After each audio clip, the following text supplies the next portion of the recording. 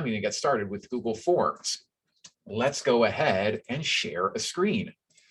So let's see. Y'all should be seeing the law school's website, right? Awesome. Okay, now let's take it over to Google. How many people are aware that UGA actually has access to a very special version of Google Accounts or Google Workspace? It is something that was rolled out, I think, late last year, and it is really cool. All you have to do, how do I access Google Workspace? You can just use this link, gdrive.uga.edu.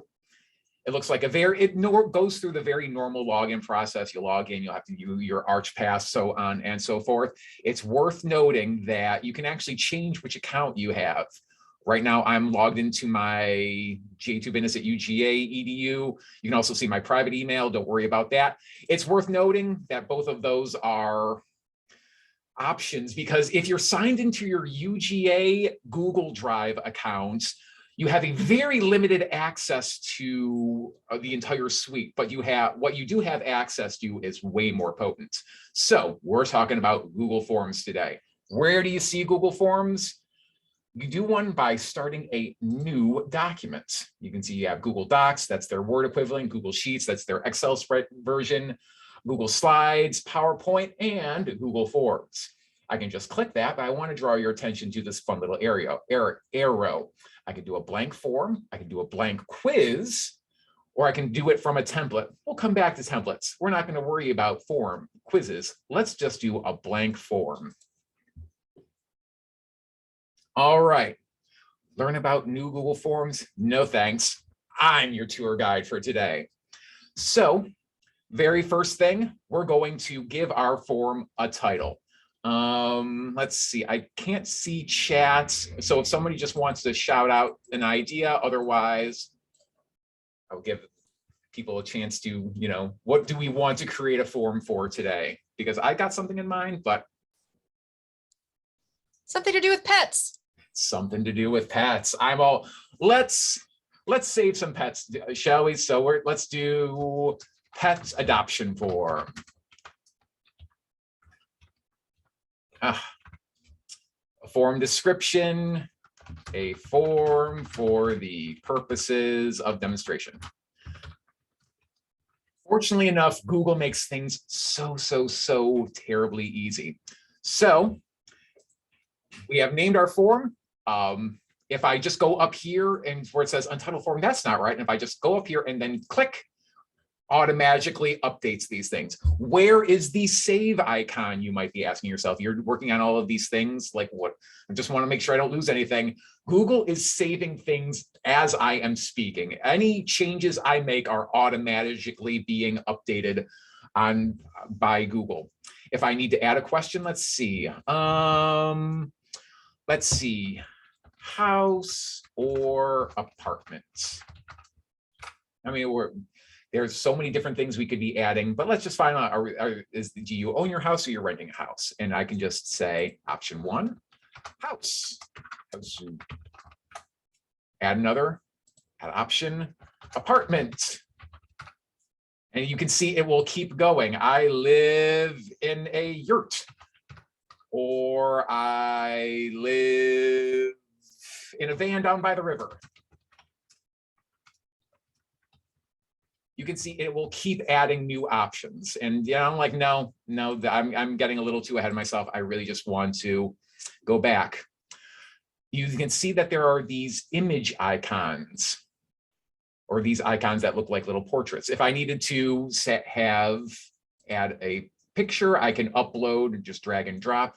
If my camera was associated, I don't know what's in my Google Drive, or I could just do a Google image search. I'm like, what does a Google image search for a house look like? Yeah, sure, white picket fence, all that good stuff. And do I double click? Super easy to create, to add multimedia to this. You can also change the kind of question that's going to be. We have a couple different options. Multiple choice, one choice amongst a bunch of different options. Check boxes would be, you can check a couple different things. Drop down,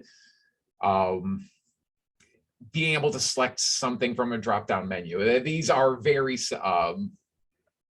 self-explanatory.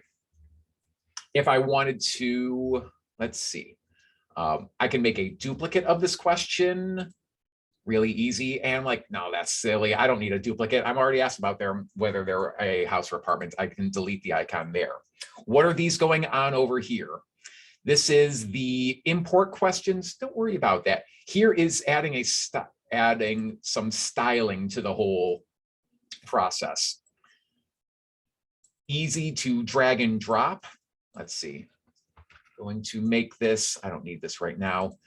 But what I want to draw your attention to is this equal sign. It's the add section.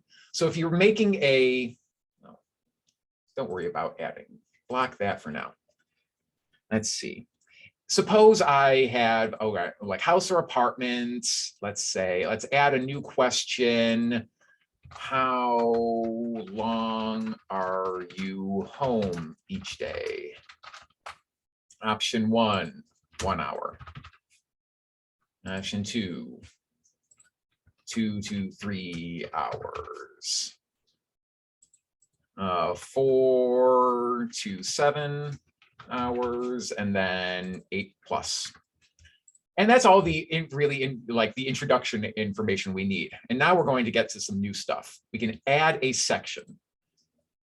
When you add a section, it'll throw that to below the question you were just working on. What does this effectively do? Well, let's go down here. I need to move my Zoom thing. There we go. Pet adoption form. Now we're going to what kind of pet? And we're going to add a new question under that. Furry or scaly? Oh boy. Furry. Scaly. Don't care. What is this going to do with this section break? Let's jump up to the preview pane, which is this little eyeball icon. And here is what it's going to look like when I actually kind of publish this form. You have my introduction, the 2 questions I have asked, and then the next form. So this is a way of breaking up your survey just so you don't want it to show up too much, or so people don't get fatigued just seeing like, oh my God, there's so many questions. To get out of this, I'm just going to close the window that was popped open.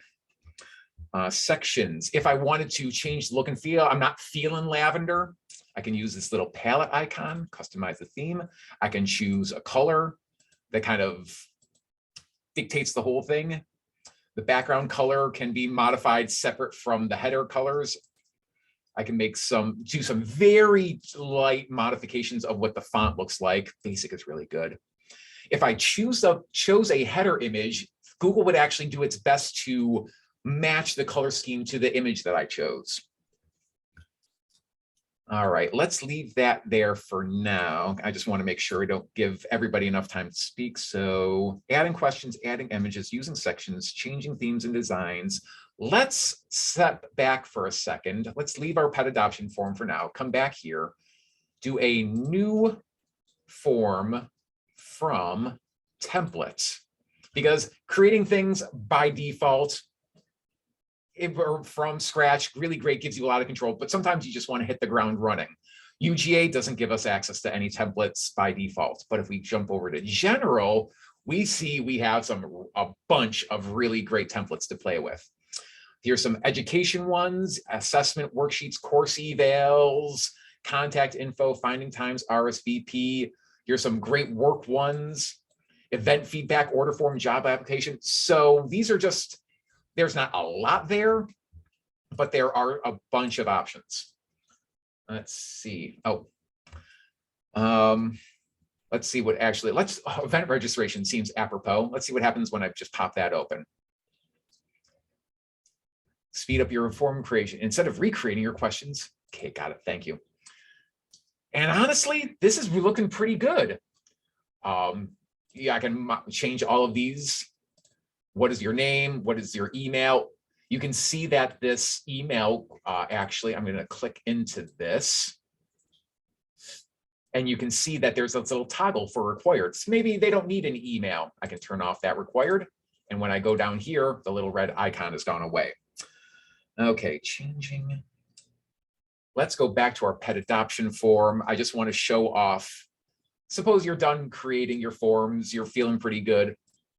You want to change how people are going to respond to your questions.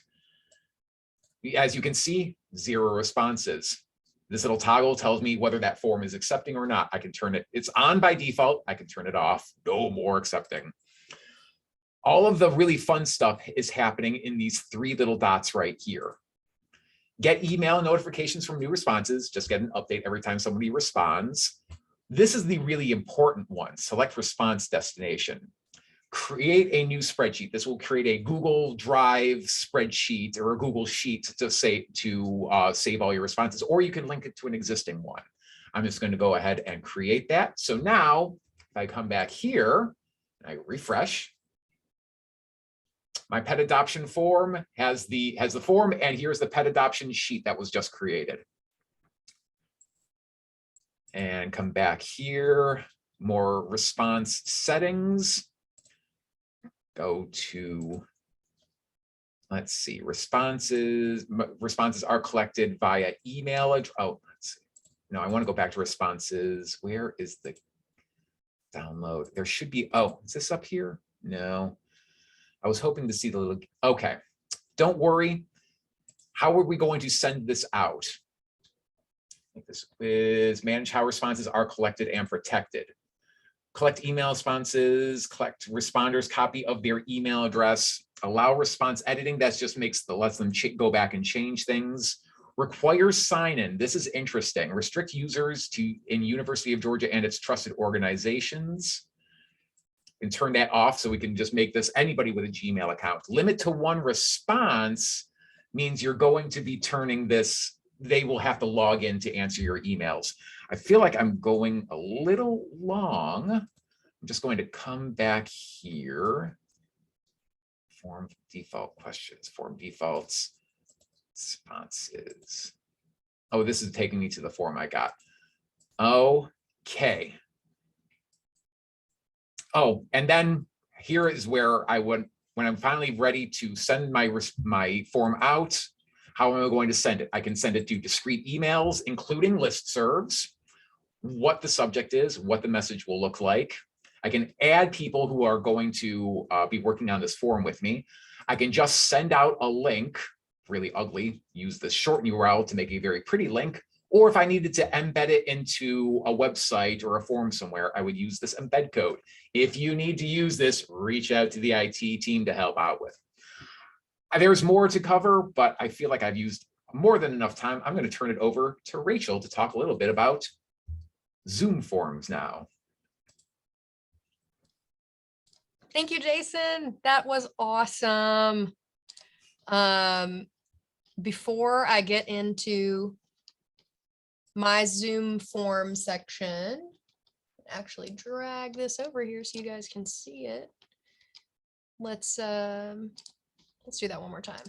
Make sure you can see this. Sweet. I just wanted to follow up a little bit on what Jason said about the power of Google Forms. Many of you are here today, and we are doing this topic because you replied to our library Google form that was sent out to faculty and staff to see what would be the topics you would like the most. In that link that we shared in the chat earlier is that link will take you to the guide that you saw when this session first opened. And on that resource guide page is a link to this very form, a copy of it. So I just want to show you how you can make a copy of a form. I should practice what Jason taught me, which is to switch to a different account. And then what you can do is you can select make a copy. and you can save a copy and save it to your drive and share it with other people. And we have created this, this template version of the Google form just so you can play around and have fun with it.